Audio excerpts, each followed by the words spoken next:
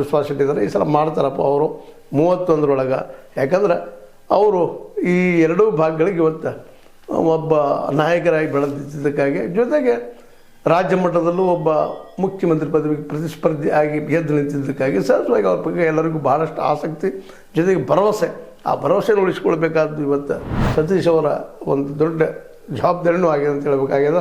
ಯಾಕಪ್ಪ ಅಂತಂದ್ರೆ ಜನ ವಿಶ್ವಾಸಿಟ್ಟಾಗ ಅದ್ರ ತಕ್ಕಂಗೆ ಹೋಗುವಂಥದ್ದು ಒಬ್ಬ ನಾಯಕನ ಕರ್ತವ್ಯ ಅಂತ ಜನ ತಿಳ್ಕೊಂಡಿದ್ದಾರೆ.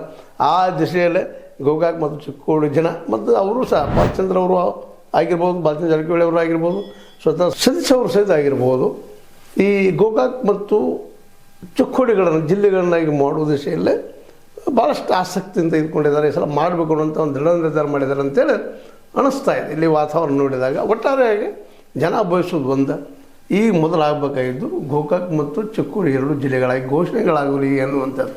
ಜೊತೆಗೆ ಬೈಲಹೊಂಗಲಾಗಲಿ ಅಥವಾ ಅಥಣಿ ಆದರೂ ಸಹ ಜಿಲ್ಲೆಗಳಾಗಲಿ ಅನ್ನೋದು ಜನರ ಆಸೆ. ಯಾಕಂದರೆ ಯಾರ ಒಂದು ಬಯಕೆ ಏನದ ಮತ್ತು ಜೊತೆಗೆ ವಾಸ್ತವವಾಗಿ ಏನದ ಅಭ್ಯಾಸ ಮಾಡಿದಾಗ ಇರ್ಬೋದು. ಚಿಕ್ಕ ಜಿಲ್ಲೆಗಳಾದ್ರೆ ಆಡಳಿತಕ್ಕೆ ಅನುಕೂಲ ಆಗ್ಬೋದು, ಮತ್ತೇನೋ ವಾದ ಮಾಡ್ಬೋದು. ಬಟ್ ಇಲ್ಲಿ ಜನರದೇನಪ್ಪ ಅಂದರೆ ವಿಶಾಲ ಮನೋಭಾವದವರು ಇದ್ದಾರೆ. ಇಬ್ಬರು 2 ಕಡೆ ಚಿಕ್ಕೋಡಿ ಮತ್ತು ಗೋಕಾಕ್ದವರು.